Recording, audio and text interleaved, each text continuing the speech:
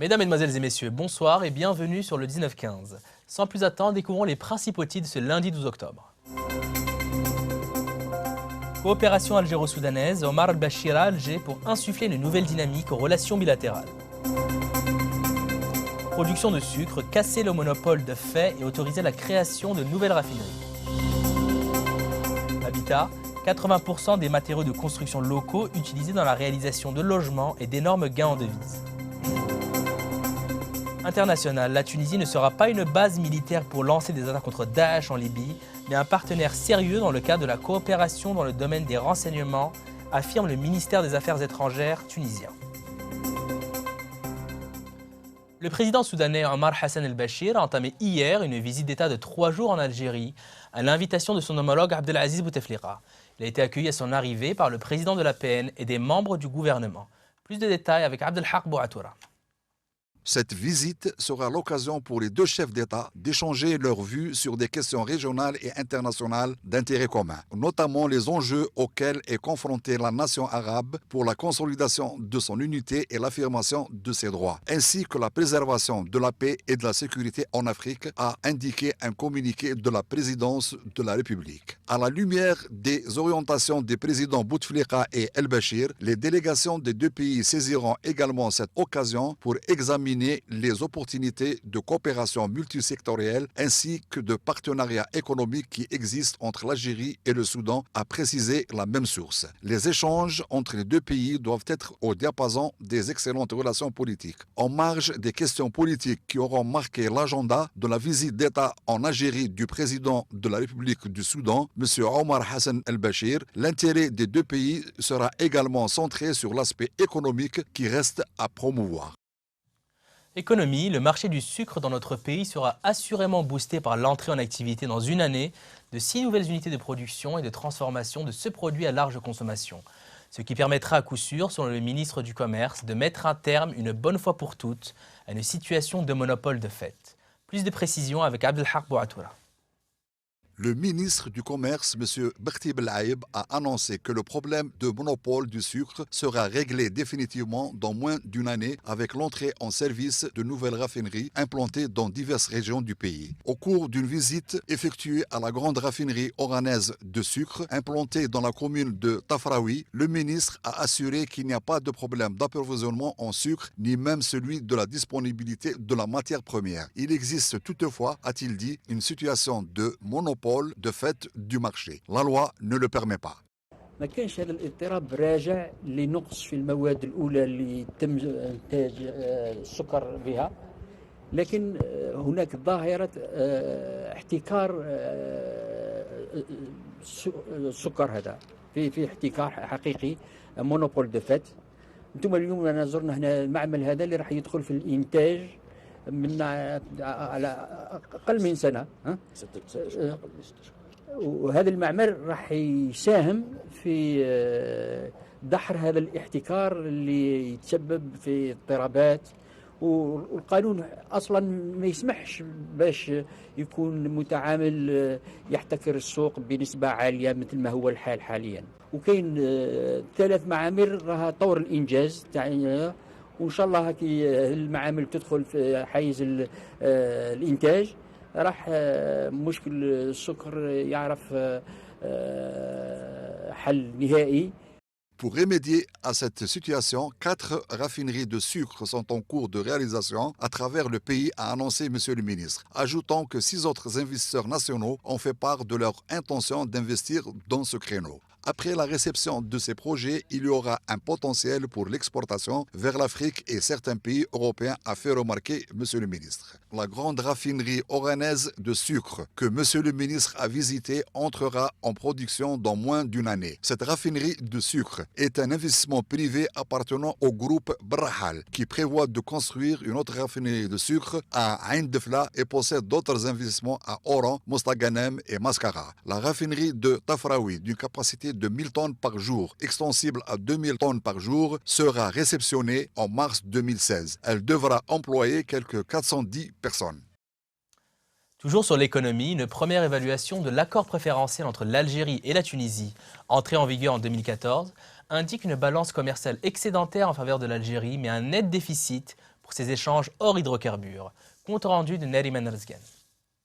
En 2014, les échanges commerciaux entre les deux pays se sont établis à 2,1 milliards de dollars, même montant en 2013, mais l'excédent commercial de l'Algérie a reculé de près de 100 millions de dollars pour se chiffrer à 1 milliard de dollars contre 1,1 milliard de dollars en 2013 en raison d'une hausse de ses importations et d'une baisse de ses exportations avec la Tunisie. Les exportations algériennes vers la Tunisie, composées essentiellement des hydrocarbures, ont reculé à 1,5 milliard de dollars, soit une baisse de 4,5%, tandis que les importations se sont établies à 516 millions de dollars, une hausse considérée à 4,5%. Ce recul des exportations s'explique par la baisse des prix de pétrole, précise Algex dans son premier bilan de cet accord préférentiel. Mais hors hydrocarbures, la balance commerciale algérienne a accusé un déficit qui s'est chiffré à 445 millions de dollars en 2014 contre 450 millions de dollars en 2013. L'Algérie a exporté vers la Tunisie pour 71 millions de dollars de biens hors hydrocarbures et a importé auprès de ce pays pour 516 millions de dollars. Parmi ces produits industriels figure le ciment avec des importations algériennes de 90 millions de dollars, hausse de 80% par rapport à 2013, soit 17% du total du ciment importé par l'Algérie en 2014 contre 10,5% en 2013 et 7% en 2012, ce qui dénote une évolution constante durant les 3 dernières années et une amplification suite à la mise en œuvre de cet accord. Quant aux produits agricoles et agroalimentaires importés auprès du même pays, leur valeur a atteint 32 millions de dollars en 2014 contre 34 millions de dollars en 2013, soit une baisse de 6%. Construction, le ministre de l'Habitat, de l'Urbanisme et de la Ville, Abdelmajid Tebboune, a indiqué que 80% des matériaux de construction produits localement sont utilisés actuellement dans la réalisation de logements en Algérie. Plus de détails avec Neriman Razgan. Ce taux sera revu à la hausse dans les prochaines années, a affirmé M. Tebboune, soulignant que la stratégie du gouvernement visant à accroître le taux d'intégration des matériaux de construction dans la réalisation de l'habitat a commencé à donner ses fruits avec l'émergence dans plusieurs wilayas du pays d'entreprises de production de tels matériaux caractérisés par une bonne qualité qui n'a rien à envier à ceux importés de l'étranger. M. Tebboune a également signalé que le recours à des matériaux de construction locaux a contribué à la réduction de l'importation de ces produits de l'étranger à hauteur de 40% durant le premier semestre 2015, ajoutant que cette tendance s'est poursuivie à un rythme plus soutenu durant le semestre en cours, favorisant une épargne en devises destinée auparavant à l'importation. Lors de sa visite d'un chantier de construction de logements, location-vente à Sidi Bel Abbès, relevant de l'Agence d'amélioration et développement du logement ADL, M. Tebboune a retiré le refus du gouvernement de réduire le premier apport des bénéficiaires de logements promotionnels publics LPP, en rappelant que ce type d'habitat est réservé aux fonctionnaires percevant des salaires variant entre 110 millions et 210 millions de dinars. Cette catégorie ne peut pas bénéficier de l'aide de l'État destinée aux autres couches sociales. International, comme nous vous le rappelions dans les titres de ce journal, le ministre tunisien des Affaires étrangères, Taïeb Bakouch, a affirmé que l'adhésion de son pays à la coalition internationale contre Daesh s'inscrivait dans le cadre de la coopération dans le domaine des renseignements et que son pays ne sera pas une base militaire pour lancer des attaques contre Daesh en Libye. Le résumé de Neriman Razgan. La lutte contre le terrorisme exige une coopération internationale et une coordination sécuritaire avec tous les pays et institutions concernés, notamment les pays voisins de la Libye, tels l'Algérie et l'Égypte, partenaires importants dans la lutte contre le terrorisme et l'extrémisme, a précisé le ministre tunisien des Affaires étrangères dans des déclarations à la presse. S'agissant des Tunisiens membres de groupes extrémistes à l'étranger désireux de retourner au pays, M. Bakouch a estimé que cette question relève de la sécurité du pays et intéresse tous les partis politiques et les forces vives du pays, assurant que les personnes impliquées dans ces actes terroristes à l'étranger feront l'objet de poursuites judiciaires. Par ailleurs, M. Bakouch s'est dit optimiste quant à la formation prochaine d'un gouvernement d'union nationale en Libye, un gouvernement qui soit capable, a-t-il ajouté, d'instaurer la sécurité sur l'ensemble du territoire tunisien. Le ministre tunisien des Affaires étrangères a en outre rappelé les mesures prises afin de sécuriser les frontières. Le chef du gouvernement tunisien Habib Sid avait annoncé le 3 octobre dernier l'adhésion de son pays à la coalition internationale entre l'organisation terroriste de Daesh, affirmant que la participation de son pays s'inscrivait dans le cadre de la coopération en matière de renseignement et la lutte contre le terrorisme en Tunisie. Daesh avait revendiqué 2 attentats en Tunisie, l'attentat du musée de Bardo ayant fait 21 morts touristes étrangers et celui de Sousse qui a causé la mort de 38 touristes dont 30 britanniques. En Syrie, l'intervention de la Russie change la donne et crée des risques du point de vue militaire selon Federica Mogherini. Paris, violence inédite à Air France, 5 salariés interpellés pour répondre de leurs actes. Aux Philippines, coup d'envoi de 7 mois de campagne électorale pour les élections locales et législatives, couronnées par la présidentielle. Turquie, les législatives du 1er novembre auront lieu malgré les attentats terroristes. C'est Le Monde aujourd'hui en brève avec Neriman Rezgen. L'intervention en Syrie de la Russie, qui soutient le gouvernement du président Bachar el-Assad sur le plan militaire et politique, change la donne, a estimé lundi la chef de la diplomatie européenne, Federica Mogherini. Les interventions dans le conflit doivent être coordonnées, sinon cela risque d'être extrêmement dangereux, non seulement d'un point de vue politique, mais surtout d'un point de vue militaire, a ajouté Mme Mogherini. Elle a appelé la Russie à cibler clairement Daesh et d'autres groupes terroristes ainsi définis par l'ONU en Syrie. 5 salariés d'Air France ont été interpellés ce lundi matin, une semaine après les scènes de violences dirigées contre des dirigeants de la compagnie aérienne par des salariés opposés à des suppressions de postes selon des sources policières et judiciaires. Au total, 7 personnes avaient été blessées, dont une grièvement, selon la direction. En moins 10 plaintes ont été déposées, celles de 6 vigiles et 3 cadres de l'entreprise pour des violences et celle d'Air France pour entrave au comité d'entreprise et dégradation. Un vice-président accusé de corruption et la fille adoptive d'une star du cinéma figurent parmi les prétendants à la présidence des Philippines, où la campagne électorale a officiellement débuté aujourd'hui. Le scrutin n'aura pas lieu avant mai, en même temps que de nombreuses élections locales et régionales. Mais le pays est entré ce lundi dans la campagne avec le début du processus de dépôt des candidatures qui est ouvert pendant une semaine. Plus de 18 000 postes seront à pourvoir, des plus prestigieux la présidence et la vice-présidence aux plus modestes dans les villages. Dans cette démocratie à l'histoire politique chahutée.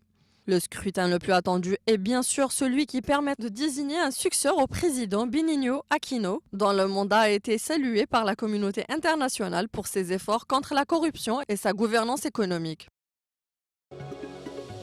Les élections législatives anticipées convoquées pour le 1er novembre en Turquie auront lieu malgré le double attentat suicide qui a fait au moins 97 morts samedi en plein cœur d'Ankara, a assuré ce lundi le Premier ministre turc Ahmet Davutoglu. Quelles que soient les circonstances, les élections auront lieu, a déclaré M. Davutoglu. Nous allons tenir ces élections, a insisté M. Davutoglu, qui dirige un gouvernement intérimaire jusqu'au scrutin du mois prochain. La partie de la justice et du développement de M. Davutoglu et du président Recep Tayyip Erdogan a perdu le 7 juin dernier la majorité absolue qu'il détenait au Parlement depuis 13 ans. Sport avec de la Formule 1, le Britannique Lewis Hamilton a remporté le Grand Prix de Russie de Formule 1 hier à Sochi devant l'Allemand Sebastian Vettel et le Mexicain Sergio Pérez. Parti de la première ligne, le double champion du monde a profité de l'abandon de son coéquipier Nico Rosberg dès le 8e tour en raison d'un problème de panne d'accélérateur pour rafler sa 42e victoire en F1 et se rapprocher d'un 3e titre mondial. Hamilton dispose désormais de 66 points d'avance sur Vettel, qui est désormais 2e du classement des championnats de pilotes et 73 sur Rosberg. Il aura donc besoin de marquer 9 points de plus que Vettel et 2 de plus que Rosberg au Grand Prix des États-Unis le 25 octobre pour être sacré. Hamilton a été félicité sur le podium par Vladimir Poutine, le président de la Russie, et a coiffé une chapka aux couleurs de Pirelli, le fournisseur exclusif de la F1, dont le contrat va être reconduit pour 3 ans, de 2017 à 2019. Insolite, un signe de paix géant à Central Park pour célébrer Lennon. Organisé par Yoko Ono, veuve du célèbre chanteur disparu John Lennon, un grand rassemblement visant à battre le record du plus grand signe de paix en chaîne humaine s'est tenu à Central Park afin de célébrer le 75e anniversaire de John Lennon. Le record n'a pas été battu, mais des milliers de personnes ont répondu à l'appel de l'ancienne compagne de Lennon.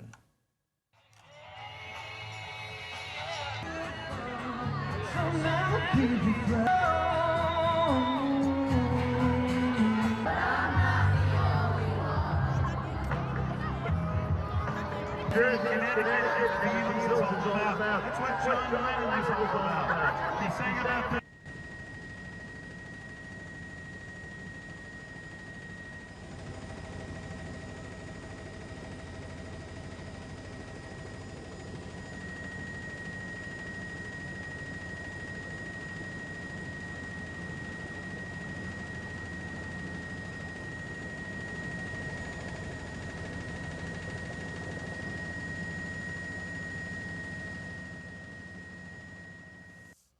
C'est sur ces images que s'achève ce journal. Je vous donne rendez-vous demain à la même heure. Restez sur l'E-Media pour la suite des programmes.